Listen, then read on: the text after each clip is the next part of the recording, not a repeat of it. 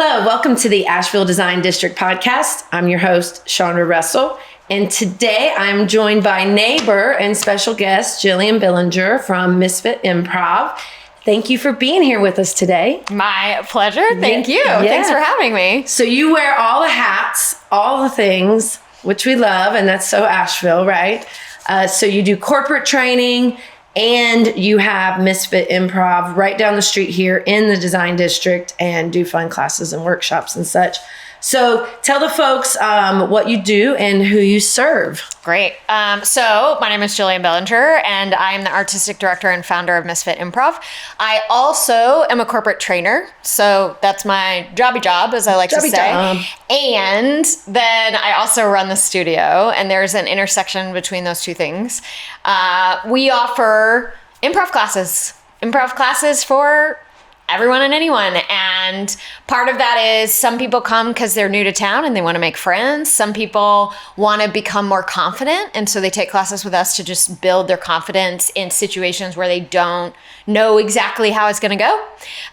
Some folks maybe they've lived here a long time, but they want to make new social connections. Other people want a career in comedy. It's really a really varied student experience. It just depends on what they're interested in. Right. Then we also do corporate training, which is, as I said, my jobby job. So I do that for Fortune 500 companies, for a variety of different companies. And I got into that through corporate improv. So we also do that at Misfit. We also do corporate improv training as well. Love it. Love it. So people are flying you out to walk us through a typical experience when you're doing the corporate training and Sure. what that looks like.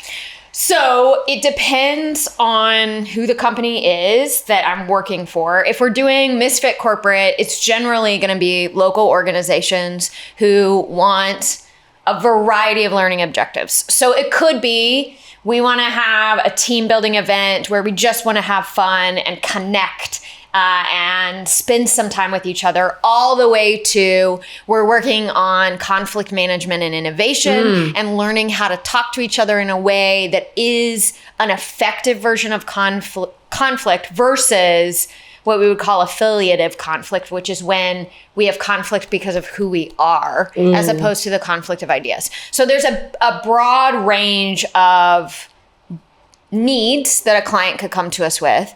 And that all of that corporate training is in person. When I am training for other organizations, I mostly do virtual work now. So Okay. I will do topic-based trainings online. So things like how to give good feedback.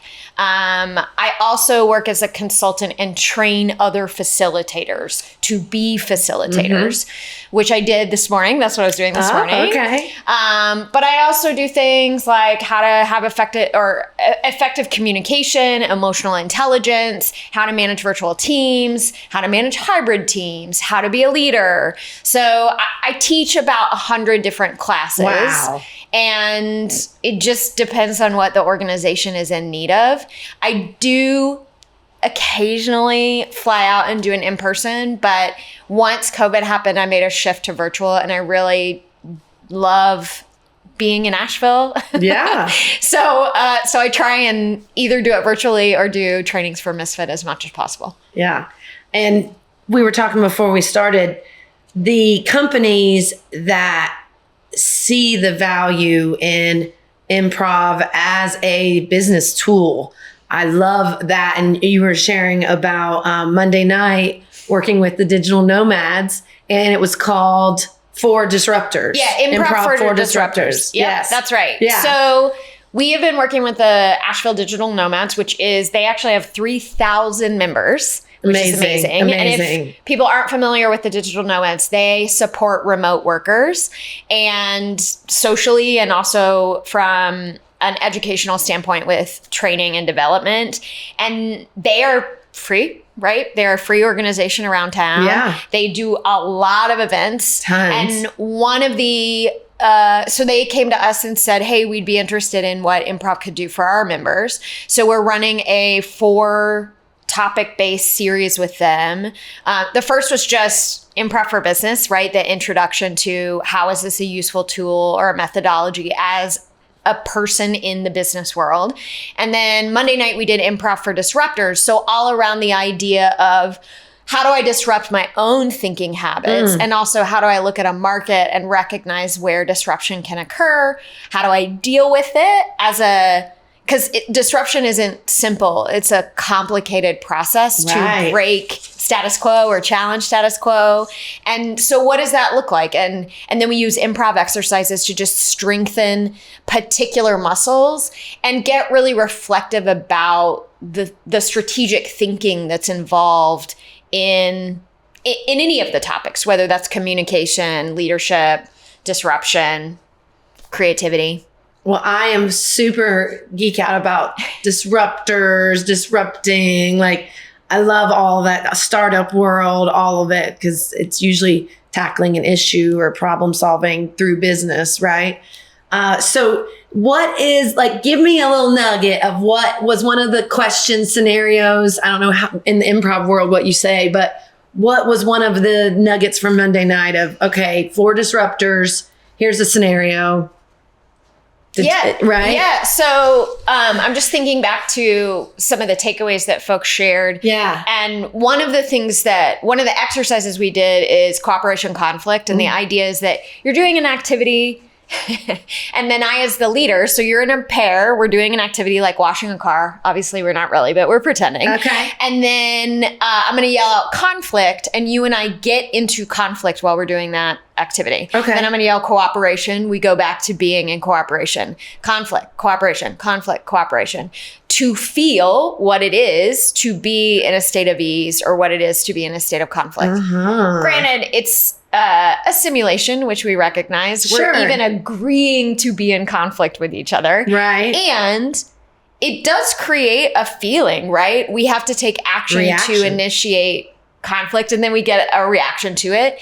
And someone shared that in that conversation about what it's like to be in conflict, that the distinction between affiliative conflict and conflict of ideas, that they realized in their own experience that they were having a challenge at work where they felt like the other person was misidentifying that moment. They were wanting to have a conflict around ideas, and in the process, this person maybe felt that the conflict was with them. And so how do we navigate that and have conversations with colleagues around, hey, I'm not saying anything about you. I just want to talk about these ideas. Is that a place that we can move to, right, to create connection and find a better outcome, right? Because critical analysis is necessary for businesses. We just aren't always conscious that before we enter into those conversations, we need to get really clear about what communication looks like, or otherwise it just gets messy. Yeah. It just gets messy. Yeah. So that was an interesting conversation that was had that I liked. Yeah.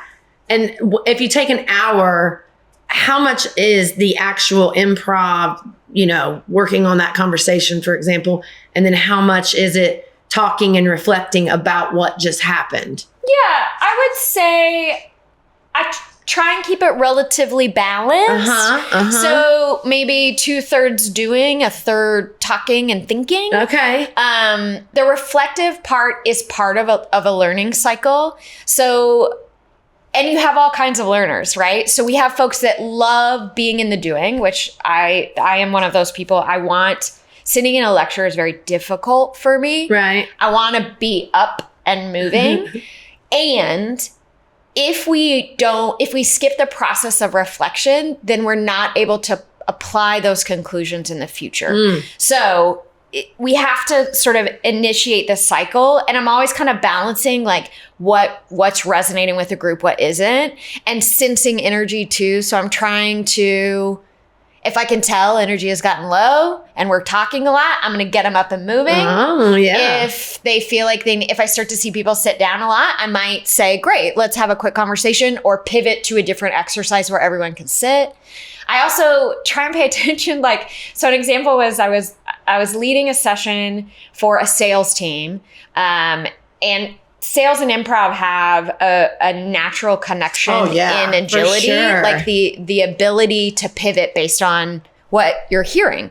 And there was someone in the organization who was wearing high heels. And I thought, if I were standing for 3 hours wearing high heels, I would be in a lot of pain.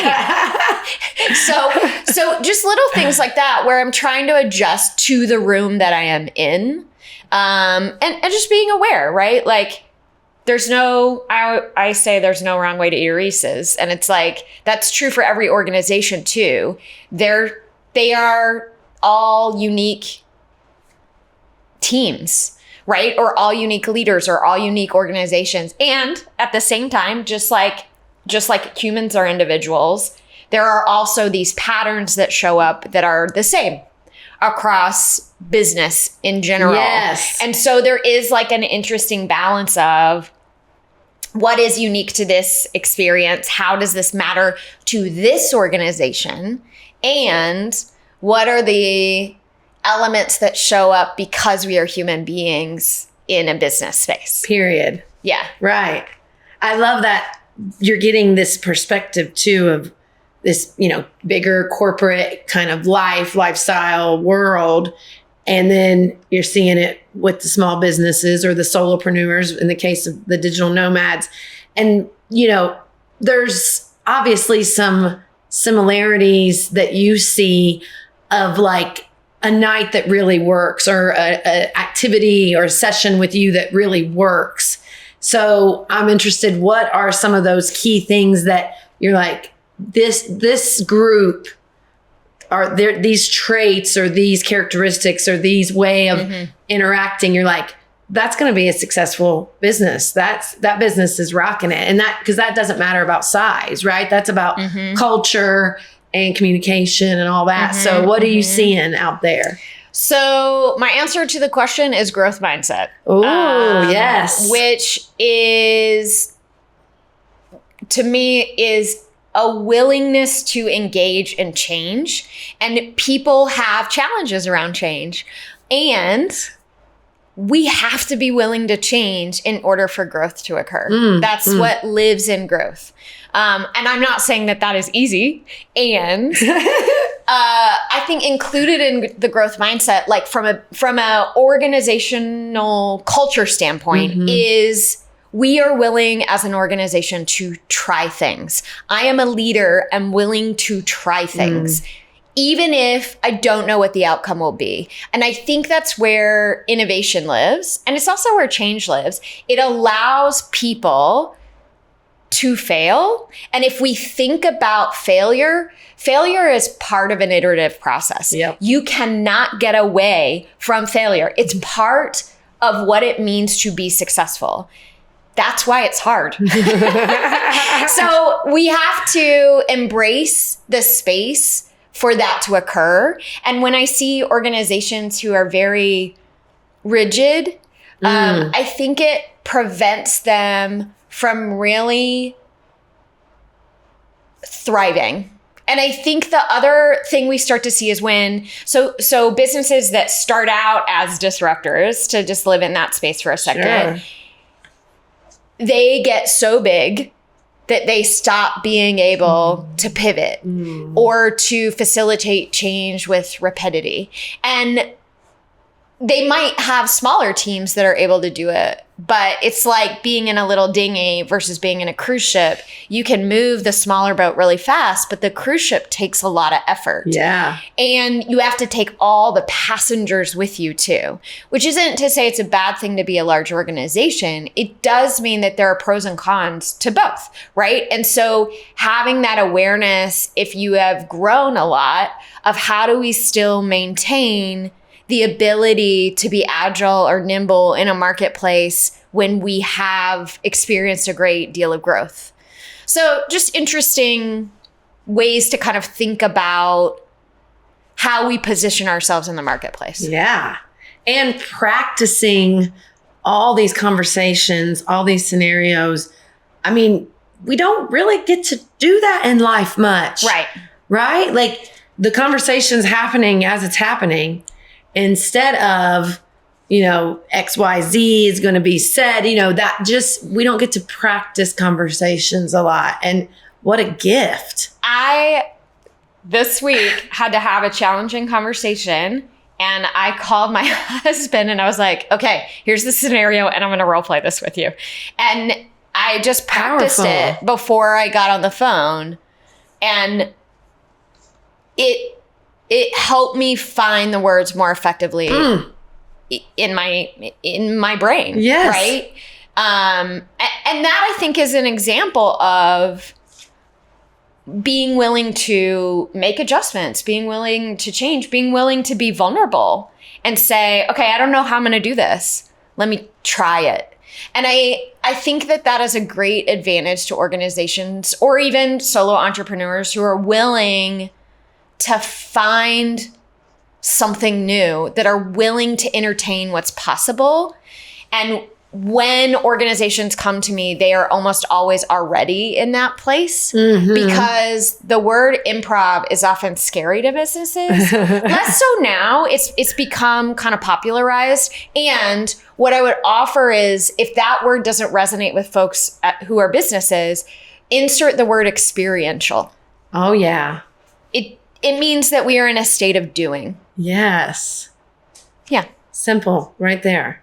And I love that. It's such a fun, I was thinking about this today, actually driving over, this sense that work should be playful. Yeah. Work should be fun. And how, as corny as that sounds, and it's like, I think with the Google and the Facebook, which is only really in the last, 15-ish years, where the workplace is a playground of ping pong tables and whatever, right? I mean, that's great.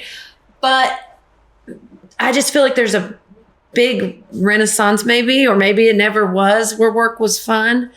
But it's almost required at this point. If you're like this dull, boring, just almost torturous place to work that would never consider, business for improv, right? Yeah. Like, you're a dinosaur at this point. And like, work, life, like, it's just, you have to be a workplace that people want to work at. And I want to work at places that are like, yeah, is this going to help my team grow? Is this going to help individually? Because what you do is what I like to think of as like a high impact day. Yeah. People are it's a memorable day. Oh, what are we doing today? I don't know. Feeling nervous, whatever. But then they're going to remember that day that you come in and facilitate. They're going to remember those funny moments and what they learn, right? And they're going to build connection. Right. So one of the things that I talk about that I think is difficult to quantify, and therefore we might the terminology we might use in a corporate environment is engagement. The way I sort of think of it is the currency of joy. Ooh. So organizations, there is a currency to joy. If people feel that they are in a state of drudgery, they will leave. Yeah. And it's interesting to sort of think about the business landscape over the last few years, right? So we had quiet quitting. We had the great resignation, and workers had a bit more choice around what their world looks like. We are sort of starting to see that level out, which is also interesting. And I do think that the dynamics of what your average worker is going to want to engage in is different, right? We see that show up in remote. We see that show up in hybrid. We see that show up in workload, work-life balance. And it matters to people that they are valued and heard. So part of that is laughter, is connection. Oh, yeah. So the number of times I hear someone say, well, I work here because of the people. That's joy. That is, I come to work because you're going to make me laugh, or we're going to connect, or we're going to support each other in what it is to be human in life. And the business is part of that. That's what brings us together. And it's really about our relationship, which is true for leaders too, right? Leaders pave the way or set they set the navigation of the ship to say, here's what it looks like for us to create something together, or at least good leaders. Yeah. And then that obviously spills over into everything. Right. Collaboration equals work. Like, that's the same word. Right. Right. Really. Yeah. Yeah. Wow. So tell me about the background and how you got started in this. Because just hearing you speak about it, you're obviously so knowledgeable and passionate about the kind of psychology of work. And this is not just a fun day. This is not just like some, that's right. I don't want to be, this isn't like the boss brings in pizza on a Friday and it's like, thanks. Yeah. This is like, at least not with me. There are some organizations where it can be that. Sure. Yep. But this is like, so you're just getting into just what, like you said, what it is to be a human, which is amazing. So, well, for me, corporate training and improv really, chicken or the egg a little bit. So I have a theater and communications degree. So even then I was sort of held both. And what happened was I graduated from college in 2002, and the internet was a thing, but not really. Sure. And there was a publication called Backstage where they did auditions in the back of it. So audition notices. And there was an audition notice for an improv company called Stevie Ray's, which is still around, in Minneapolis. And I auditioned and made the ensemble. And they were kind enough to let me train with them and perform with them. And then I moved to Comedy Sports, which is a franchise that exists all over the US, and fell in love with improv. And I did my first corporate improv training when I was 23. It was for AT&T. I think it was a sales team. I'm sure I was a complete mess. Because what did I know? But I had a lot of bravado. And that kind of started me on this parallel path of training as a professional improviser, but also training as a corporate improv trainer. And so then I moved to Chicago, continued to train as an improviser, continued to do corporate work for Comedy Sports Chicago. Then I moved to LA. I started to teach for Second City. I continued to improvise and started to work with a group called Westside Corporate, and helped a guy named Sean Monahan, who had also been a Chicago improviser, run the corporate arm of that theater.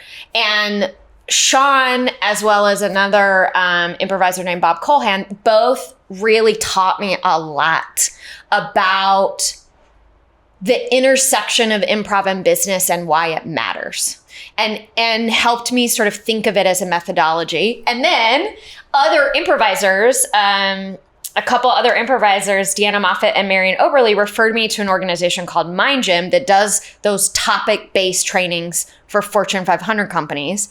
I went through their facilitator certification, grew immensely, painfully and immensely, and started to train for Mind Gym. And then those same improvisers referred me to one of the companies I work for now, Hemsley Fraser, and I did even more topic-based trainings for even more Fortune 500 companies. So I've been doing it for over 20 years. Wow. I also got my coaching certification in 2021.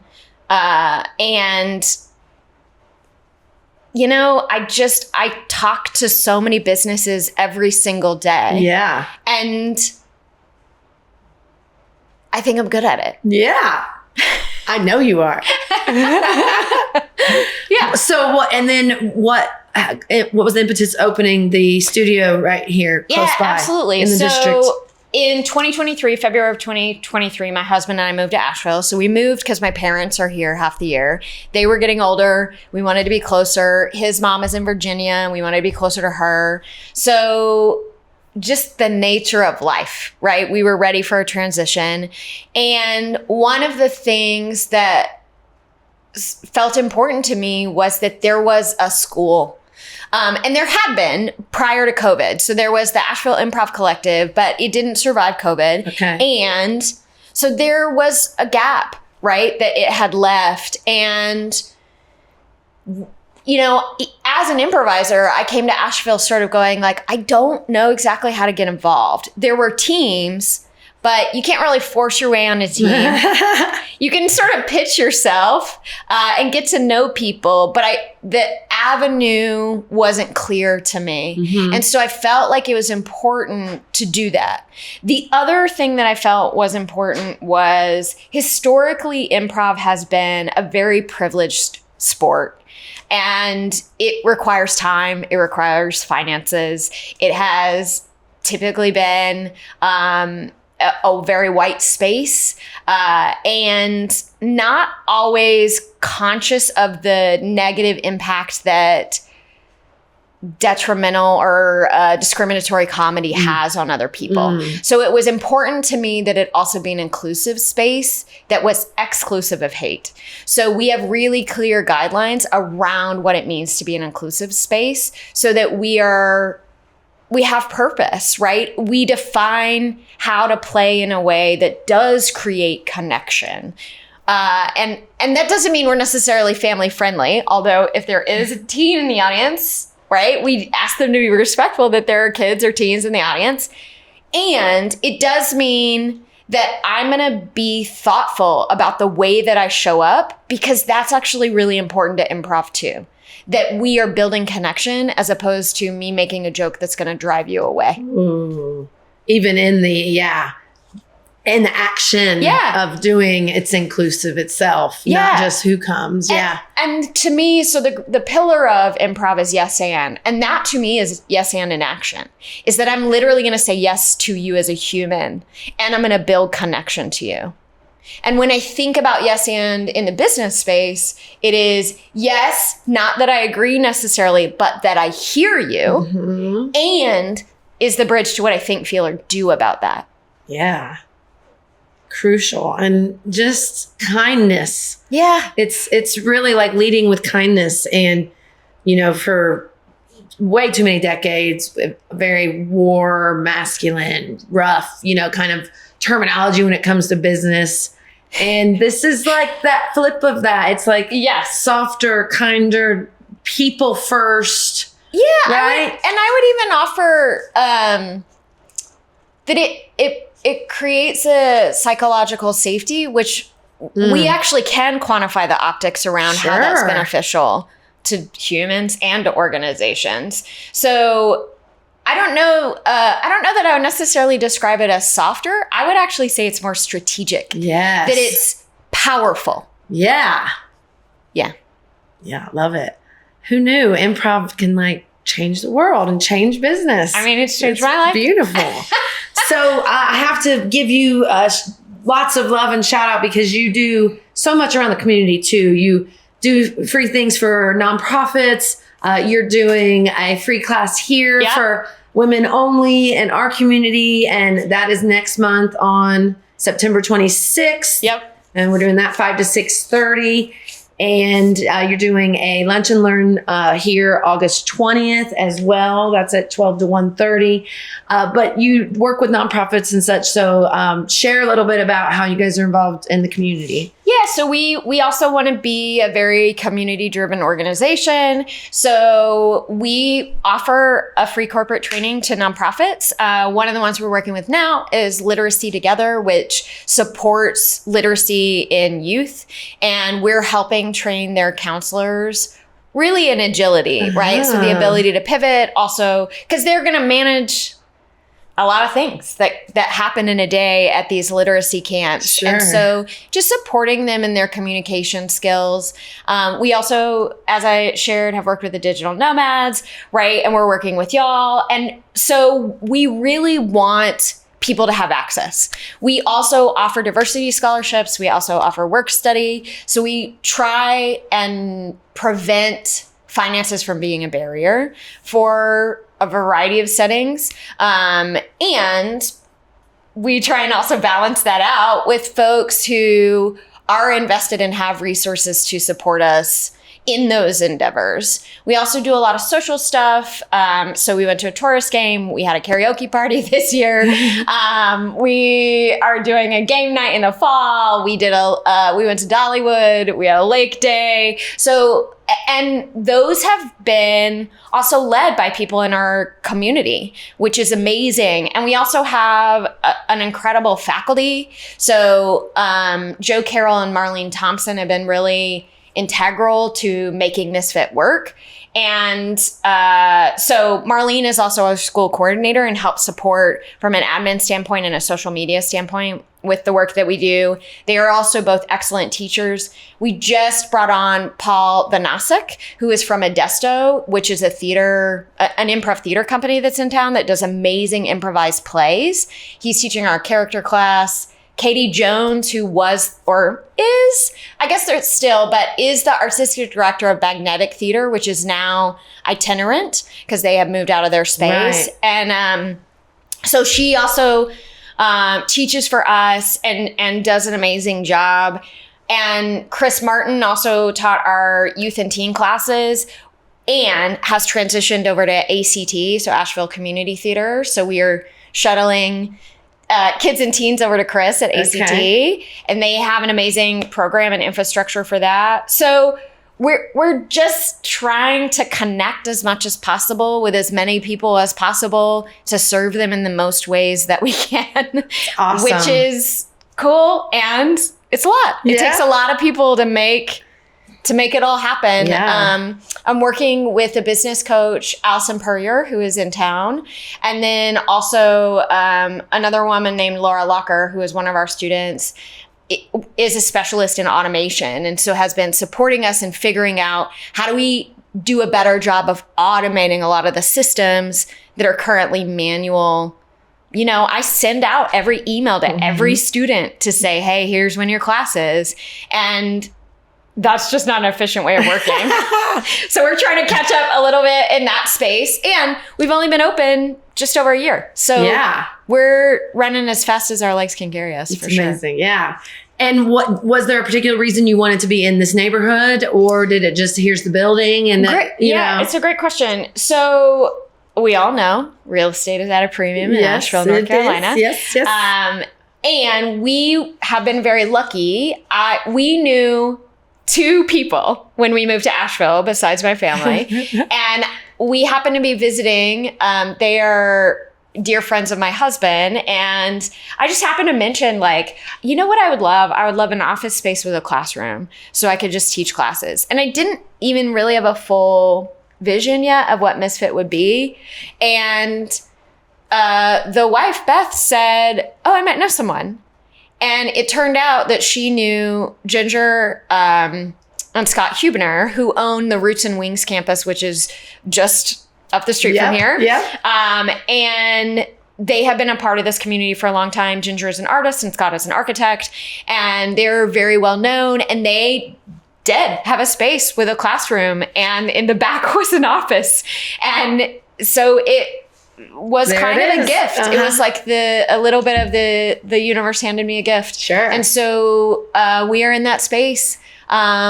And we are also growing. So it's interesting to kind of feel that we're going to actually turn the office into a classroom, a very tiny classroom, but still maybe a space for sketch writing classes where people are sitting more than moving around. I don't know. We'll figure it out. But yeah, we're taking it as it comes, and we're very lucky to have that space in this neighborhood. Only a year old. Well, happy anniversary. Thank you. We're glad to have you in this neighborhood.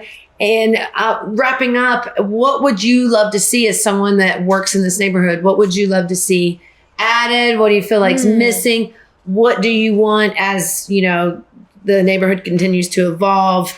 What do you want it to be? And, you know, like I said, there's over 100 businesses here. So we really do have a voice bonded together, and kind of what we want it to look like and how we want it to be shaped and how we want it to serve us as people that work and sometimes live here.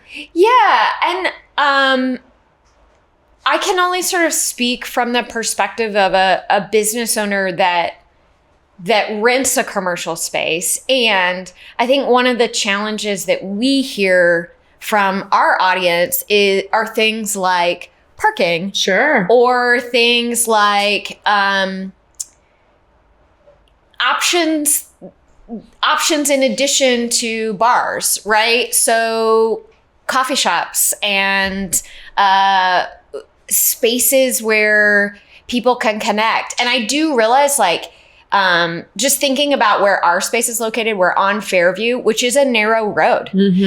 And how do we also still maintain positive relationships, that this is a place people live? Yeah. And so how do we connect to our neighbors in a way that makes space for everyone? And I think that's a really useful conversation to keep having, because the neighborhood continues to change. So how do we maintain a thriving business or industrial area while also it being a residential area? So in a way, it's kind of mixed use. Right.